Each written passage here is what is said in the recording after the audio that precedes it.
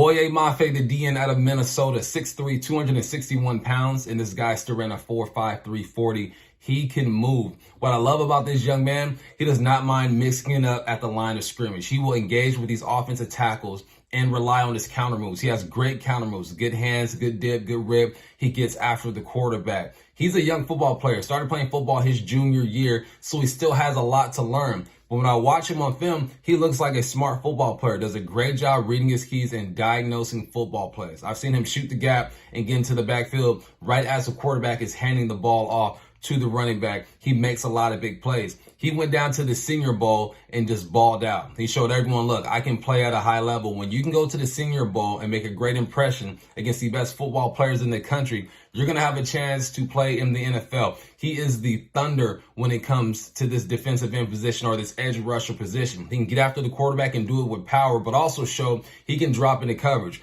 We know Clint Hurton, the guys want to drop these edge rushers into coverage in that 3-4 scheme. You have to be versatile. That's what I see when I see Boye Mafe. Tyreke Smith, DN out of Ohio State, 6'3", 260 pounds.